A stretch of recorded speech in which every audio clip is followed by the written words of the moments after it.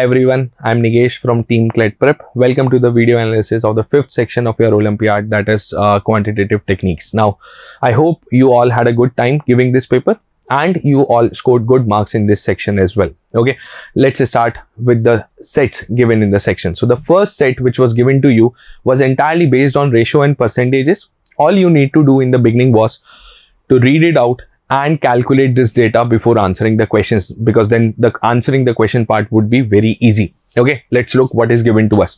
It says in an institute there are 700 students preparing for one among the three law entrance exams. Now please focus here. It says one among the three. One among the three means no student is giving more than one exam. So one among the three is an important term. Okay, next, CLAT, ALET and SLAT. The ratio of the students preparing for CLAT and ALET is 2:3 and that for ALET and SLAT is 4:5. तो जो सबसे पहली चीज आपके दिमाग में strike करनी चाहिए, दैट इज CLAT, ALET और SLAT में मैंने CLAT और ALET का रेशियो आपको दे रखा है 2:3 एंड ALET और SLAT का रेशियो दे रखा है कितना 4:5. नाउ अगर मुझे 700 को डिस्ट्रीब्यूट करना है in these three different categories CLAT, ALET and SLAT, मुझे इन तीनों का कंबाइंड रेशियो चाहिए. तो मैं सबसे पहले यही काम करूंगा. आई कंबाइन दीज टू रेशियोज. तो मैं फर्स्ट पूरे रेशियो को 4 से मल्टीप्लाई कर रहा हूँ, सेकंड पूरे रेशियो को मैं 3 से मल्टीप्लाई कर रहा हूँ and I get a combined ratio as 8:12:15. Okay, now 700 को हमें 8:12:15 में डिस्ट्रीब्यूट करना है. अब देखिए, जब हम डिस्ट्रीब्यूट करने जाते हैं तो हमें मालूम है कि यहाँ पे जो तीन पार्ट्स बनेंगे दोज विल बी 8/35 पार्ट. 35 कहाँ से आया? This total. So 8/35 part of 700. Okay, then again 12/35 part of 700 and then 15/35 part of 700. तो अल्टीमेटली मुझे मालूम है कि मुझे हर बार 700 को 35 से डिवाइड करना है. तो इंडिविजुअली लिख करके कैलकुलेट करने की जगह मैं डायरेक्ट कर सकता हूँ कि 700 को मैंने 35 से डिवाइड करा, मुझे मालूम है ये किसके बराबर आएगा 20, और 20 को मैं इन तीनों रिस्पेक्टिव फिगर्स से मल्टीप्लाई करके स्टूडेंट्स निकाल सकता हूँ. So the total number of students appearing for CLAT will be 8 into 20, that is 160. Those appearing for ALET will be 12 into 20, that is 240, and those appearing for SLAT will be 15 into 20, that is 300. Okay, so the first finding will be total number of students appearing for these three entrance exams. Okay, now next passage क्या बोल रहा है? Out of the students appearing for CLAT, 30% got selected in NLSIU. तो total कितने students थे? 160. उसका 30% कहाँ select हो रहे हैं? NLSIU में. 30% of 160 is very simple to calculate. 16 into 3, this is what? 48. फिर क्या बोल रहा है? 25% of the remaining students. Now ऐसे सिचुएशंस में जनरली हम जल्दबाजी कर देते हैं और ऑफ द रिमेनिंग को भूल जाते हैं. ध्यान रखना, बचे हुए स्टूडेंट्स की बात कर रहे हैं. तो 160 - 48, हमारे पास में कितने स्टूडेंट्स बचे हैं? We are left with 112 students. Okay, 112 students का कितना परसेंट मांग रहा है हमसे? 25%, यानी कि कितना? 1/4 यानी कितने स्टूडेंट्स होंगे? 28 स्टूडेंट्स यहाँ पे अपीयर कर रहे हैं. किस सेलेक्ट हुए हैं? किसमें? नालसार के अंदर. Okay, then what does it say? It says कि 50% ऑफ द रिमेनिंग स्टूडेंट्स. ठीक है, 50% ऑफ द रिमेनिंग स्टूडेंट. तो 48 112 में से अगर हम 28 और माइनस कर देते तो हमारे पास में आएगा, बचेगा कितना? Will be left with 84 students. और 84 का 50% got selected in NUJS and NLUJ. तो 50% कहाँ पे सेलेक्ट हो रहे हैं? NUJS के अंदर. यानी कितने स्टूडेंट्स थे? 84 का हाफ कितना? 42. Okay, and the remaining got selected in NLUJ. तो हमारे पास में रिमेनिंग स्टूडेंट है again 42. First part is done. Next part. Out of the total students preparing for ALET, only 12.5% of the students got selected in NLU Delhi. तो जितने भी students ALET में prepare कर रहे थे, according to our data, there were 240 students. उसमें से 12.5%. What is the fractional equivalent of 12.5? It is 1/8. 1/8 कहाँ पे select हुए हैं? NLU Delhi में. तो 1/8 of NLU 240 is equals to what? 30. And the remaining students, unfortunately, were not selected in any of the colleges. So the remaining students are 210. Okay, simple. Next, out of the students preparing for SLAT, 30% got selected in Symbiosis Pune. तो जितने भी total लोग थे SLAT के लिए, कितने थे? 300. उसमें से 30% लोग सेलेक्ट होते हैं Symbiosis Pune में. 300 का 30%, that's 90. How many are remaining? 210. 50% of the remaining got selected in Noida and the remaining got selected in Symbiosis Hyderabad. तो 50% remaining 210 का 50% is 105. तो 105 students got selected in Noida, Hyderabad, and the remaining selected in Noida. Okay, simple. Now सबसे पहला काम आपको caselet में यही करना था, आपको ये टेबल बनाना था, या आप इसको टेबल फॉर्मेट में इस तरीके से लिख सकते हैं, या इंडिविजुअली भी आप लिख सकते थे कि किस किस जगह पे कितने कितने स्टूडेंट सेलेक्ट हुए।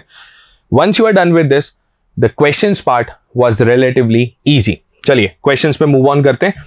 So this was the table which we formed just now, 160, 48, 28, 42, 42 and same thing. Okay. First question देखो यहाँ पे क्या पूछ रहा है, out of the number of students who were preparing for CLAT, how many students got selected in Nalsar? Straightforward question. आपने लिख रखा है नालसार में कितने students हैं, 28 students. So Bombay is correct.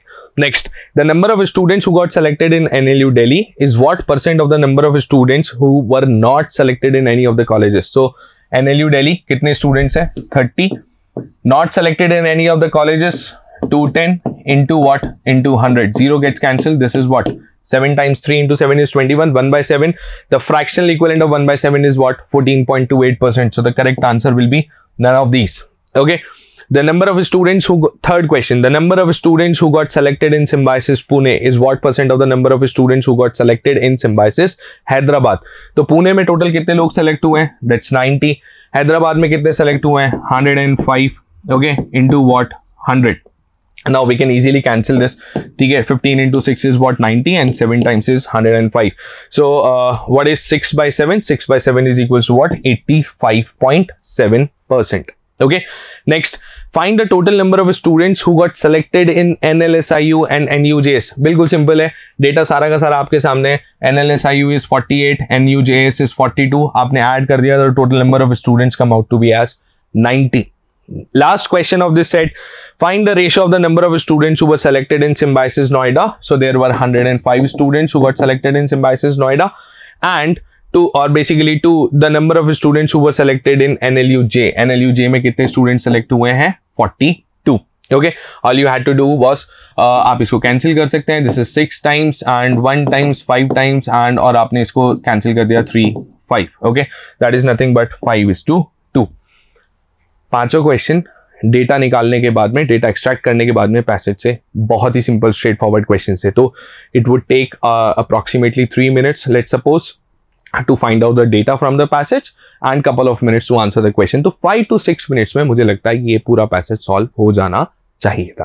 Okay, चलिए now let's move to the second passage. जो दूसरा पैसेज आपको दिया गया था, ये सबसे सिंपल पैसेज था आउट ऑफ द 3।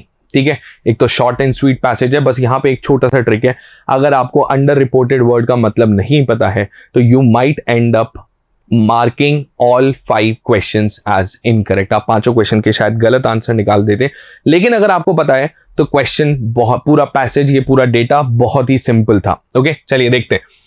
सबसे पहले यहाँ पे क्या दे रखा है हमें, there are 900 coupons which were distributed among the kids in Dreamland for buying dolls और आइसक्रीम्स। ठीक है, तो 900 को डिस्ट्रीब्यूट करना है बिटवीन डॉल्स एंड आइसक्रीम्स।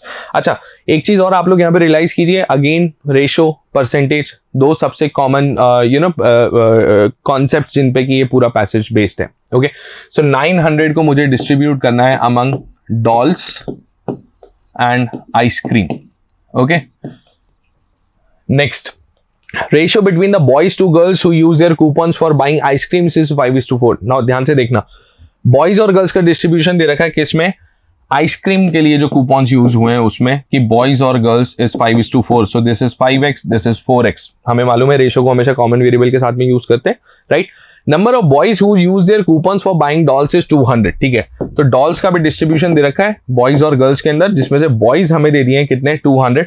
तो मैं चाहूं तो यहाँ पे डायरेक्टली लिख सकता हूं दिस इज इक्वल्स टू 200, और फिर मुझे सबसे इंपॉर्टेंट लाइन पैसेज की दे रखी है which is 20% less than the number of boys who use their coupons to buy the ice cream. अगर इस लाइन को आपने सही डिकोड कर लिया तो आपका पूरा पैसेज बहुत आराम से, बहुत इजीली सॉल्व हो जाएगा। नाउ, जो नंबर ऑफ बॉयज ने आइसक्रीम के लिए अपने कूपन्स यूज करे हैं उसका 20% लेस है क्या, ये नंबर, दैट इज 200।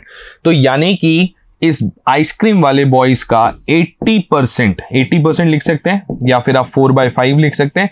4/5 किसके बराबर है, 200 के बराबर है। तो 1 किसके बराबर होगा, 4 से हमने कैंसिल करा, this is what 5 times is 50 and 1 will be equal to what, 250। ये सबसे कॉमन मिस्टेक होती है इन क्वेश्चंस में जो जनरली स्टूडेंट्स कर देते हैं, कि वो यहाँ पे बेस क्या है वो भूल जाते हैं। 200 को 20% इंक्रीज करके ये 220 निकाल देते हैं और क्वेश्चन सॉल्व करके आ जाएंगे और फिर बाद में रिग्रेट होगा कि ये पूरा क्वेश्चन गलत हो गया। तो आई होप आपने ये काम नहीं किया था और यहाँ पे आपको रियलाइज होगा कि ये जो टोटल नंबर ऑफ बॉयज हैं जो आइसक्रीम के लिए कूपन्स खर्च कर रहे हैं that is 250। Now if 5x 250 के बराबर है तो x is equals to 50। Very simple thing, x 50 है तो 50 इंटू 4 यहाँ पे मेरे पास में टोटल आ जाएगा 200। यानी कि the boys who gave up their coupons to buy ice creams was 250 and the girls who gave up their coupons to buy ice creams was 200, which is very simple. अब डेटा देखो कितना ईजी हो गया है। ये टोटल मुझे मालूम है 450 है, ठीक है, ये टोटल मुझे मालूम है 200 है, तो रिमेनिंग कितना बचा? रिमेनिंग बचा मेरे पास में 250। Okay, so this total is 450, यानी कि टोटल 450 कूपन्स यूज हुए हैं डॉल्स के लिए, 450 आइसक्रीम्स के लिए, जिसमें बॉयज और गर्ल्स का बाइफर्केशन हमने यहाँ पे कैलकुलेट कर लिया है। अब सोचो ये क्वेश्चन कितना सिंपल था। Okay, so obviously total number of coupons हमारे पास में 900 थे, ठीक है। अब जो क्वेश्चंस हैं वो इससे भी ज्यादा आसान थे। चलिए फटाफट से क्वेश्चंस पे चलते हैं। Let's see what was asked from us. Now this was the data which we concluded. The first question, what is the total number of coupons which were used to buy dolls? Dolls के लिए total number of coupons हमने कितने use करे? 450 coupons. Next, what is the ratio of the number of boys who buy ice creams to the number of girls who buy dolls? So boys who are buying ice creams is 250 and the number of girls who are buying dolls is also 250. The ratio is what? 1:1. That's Bombay. Okay, next, the number of coupons which were used to buy ice cream by girls, ठीक है, ice cream girls यानी कि 200 की बात कर रहा है, is what % of the total number of coupons distributed? So total number of coupons is 900, जिसमें से गर्ल्स आइसक्रीम खरीदने के लिए कितने कूपन्स यूज करें? 200 into 100, 2/9 is equals to what? 1/9 is 11.11, 2/9 will be 22.22%. That's option C. Next, total number of coupons used for buying ice creams by boys, ice creams boys यानी किसकी बात कर रहा है? 250 की बात कर रहा है। Is what % more than the total number of coupons used for buying dolls by boys? तो dolls के लिए क्या है? कितना था? 200, 250 कितना ज्यादा है? 50 ज्यादा है। किसके रिस्पेक्ट में? 200 के रिस्पेक्ट में, इंटू क्या? 100, दैट्स 1/4। 1/4 मतलब कितना परसेंट हो गया? 25%। एक चीज और, इसका आंसर तो मैं डायरेक्ट ही कर सकता था। क्यों? मैंने आपको क्वेश्चन के अंदर पैसेज में क्या बोला था कि, या हमें पैसेज में क्या गिवन था कि the number of coupons spend by boys for buying ice creams is 20% less, या उससे 20% कम है क्या?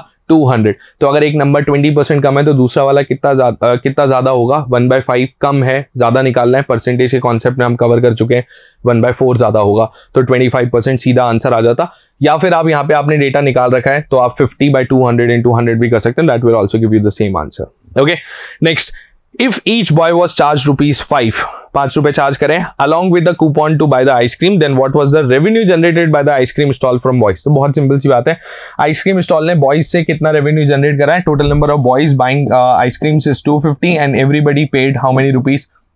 5 rupees along with one of their coupons.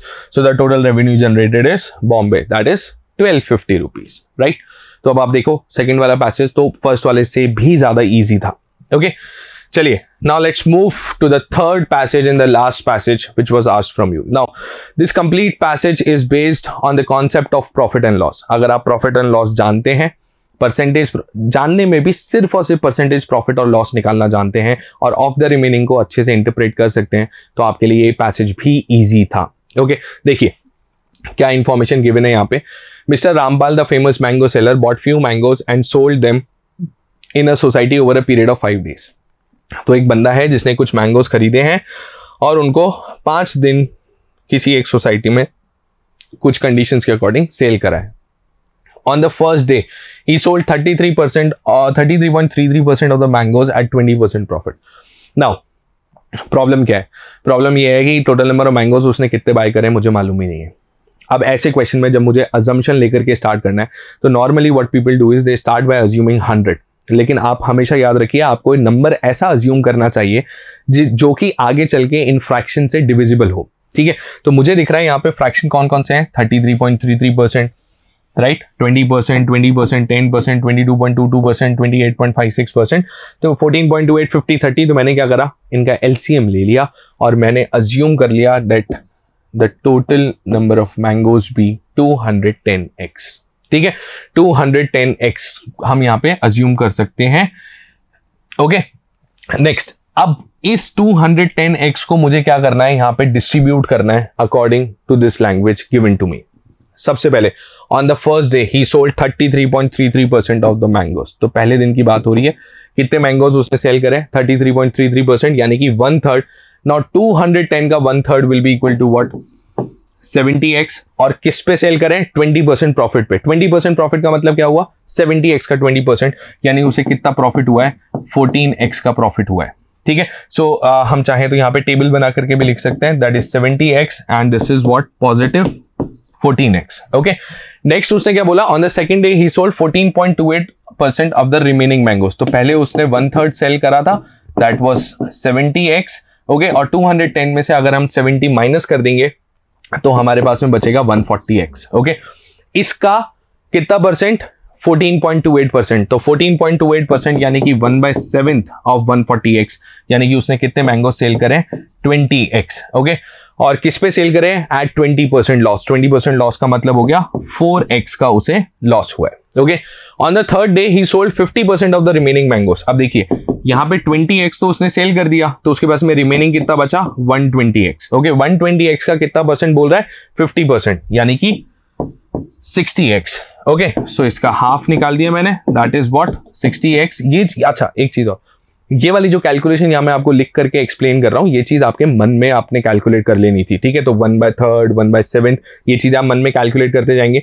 60x उसने कैसे सेल करा है, एट 10% प्रॉफिट, तो यहाँ पे उसे 6x का प्रॉफिट हुआ है। Okay, and on the next day ही sold 30% of the remaining mangoes. अब 60x उसने सेल कर दिया, तो 60x मैंगोज बचे हुए हैं, इसका 30% यानी कितने मैंगोज, 18x मैंगोज उसने सेल करे हैं, कब, 4th डे पे, that is 18x at what, at 22.22% profit, at 22.22% profit, यानी कि 2/9 का प्रॉफिट हुआ है, यानी कि उसे प्रॉफिट हुआ है कितने का, 4x का। Okay, finally on the last day ही sold all the remaining mangoes. अब उसने 18x यहाँ पे सेल कर दिया, तो 18x हमने यहाँ माइनस कर लेंगे और हमारे पास में बचेगा 42x। 42x उसने लास्ट डे पे सेल करे हैं, 5th डे पे। ठीक है, एट 28.56% लॉस। 28.56% लॉस का मतलब हुआ 42x पे बंदे को 2/7 का लॉस हुआ है, यानी कि 12x का उसे लॉस हुआ है। Okay, overall at the end of the 5th day, अब देखिए 6th और 7th की तो हमें जरूरत ही नहीं है। ठीक है, overall at the end of the 5th day he realize that he earned 80 rupees profit. Overall उसे क्या हुआ है, 80 रुपीज का प्रॉफिट हुआ है। तो इसको जरा नीटली प्रेजेंट करते हैं आपके सामने। ठीक है, 5th डे तक हमने ये पूरी चीज कंक्लूड कर ली थी। अब क्वेश्चन में मुझे बोला गया था लास्ट में उसे क्या हुआ है, 80 रुपीज का प्रॉफिट हुआ है। अब देखिए +14 -4 +6 +4 -12, अगर इसको मैं सॉल्व करता हूं तो लास्ट में मेरे पास में आता है कितना, 8x, यानी कि क्वेश्चन के according this 8x is given to me as 80, यानी कि x की वैल्यू मेरे पास में कितनी आ गई, 10। Using this value of x मुझसे जो भी क्वेश्चन में पूछेगा मैं उसको फटाफट आंसर कर दूंगा। देखो अब इस सेट को अगर आप ओवरऑल देखोगे तो आपको जितना भी टाइम लगना था, मेजॉरिटी टाइम जो आपको लगना था, वो सारा का सारा इस टेबल को कंप्लीट करने में लगना था। क्वेश्चंस के आंसर्स मार्क करने में टाइम नहीं जाएगा। See how many mangoes did he buy initially, तो टोटल मैंगोज कितने थे, 210, और x की वैल्यू मुझे मालूम है 10, आंसर क्या, 2100। The profit earned by Rampal on the 3rd day was how much more than the profit earned by him on the 4th day? तो 3rd डे पे प्रॉफिट है 6x, 4th डे पे profit है 2x, कितना ज्यादा है, 4x, कितना ज्यादा है, 2x ज्यादा है, x की वैल्यू 10 है, तो आंसर आ गया कितना, 20 rupees. How many mangoes did mister Rampal sell on the 1st, 2nd and the 3rd day put together? 1st, 2nd और 3rd तीनों दिन मिलाकर के उसने कितने मैंगो सेल करे हैं, 70, 20, 90 + 60 इज 150x। 150x की वैल्यू मुझे मालूम है 10 है, answer will be equal to what, 1500। What was mister Rampal's net profit और loss at the end of the 2nd day? 2nd day के बाद में देखो प्लस का 14x माइनस का 4x, यानी कि उसे 10x का प्रॉफिट हो रहा है। x की वैल्यू फिर से कितनी है, 10, यानी 100 rupees profit. If mister Rampal decided to invest his overall profit and 1,000 more at the end of the 5th day in a scheme. एकदम रैंडम क्वेश्चन है. अगर आप लास्ट मोमेंट पे ऐसा देखते हैं, आपको रियलाइज होता है कि नहीं यार मेरे पास में क्वांट के सेक्शन में मैंने पहले 10 क्वेश्चन कंप्लीट कर लिए हैं, now I am somehow left with just 2 minutes और 1 मिनट पर से, और मुझे उसमें कुछ ना कुछ तो करना है इस सेट के अंदर, तो मैं इस क्वेश्चन को पिक कर सकता था कि भाई यहाँ पे बोला कि ओवरऑल प्रॉफिट जो मुझे दे रखा है 80 रुपीज का, ठीक है, एंड 1,000 मोर, यानी कि इसने कितना इन्वेस्ट कितने रुपए की बात कर रहा है, ये 1080 रुपीज की बात कर रहा है, ठीक है, at the end of the 5th day in a scheme which gives 10% interest per annum, 10% interest मिलता है उसे per annum, okay, for 1 year, then find the amount received by him at the end of the year. आपको amount पूछ रहा है, यानी कि आपको इस नंबर को सिर्फ और सिर्फ क्या कर देना है, 110% कर देना है, यानी आप इसे 10% इंक्रीज कर रहे हैं क्योंकि उसे 10% रिटर्न मिल रहा है 1 साल में, तो 110% आप इसका निकालेंगे, आपके पास में आंसर आएगा 1188 rupees. Okay, so this was the complete analysis of all the sets, all 3 sets which were asked in CLAT Olympiad. Now I hope आपको जो जहां पर भी डाउट्स रह गए थे, जो भी आपने गलतियां करी थी, आप इस वीडियो से उन गलतियों पे इम्प्रूव करेंगे, उनको सुधारेंगे और नेक्स्ट टाइम से इस टाइप के क्वेश्चंस में आप गलतियां नहीं करेंगे. Thank you so much.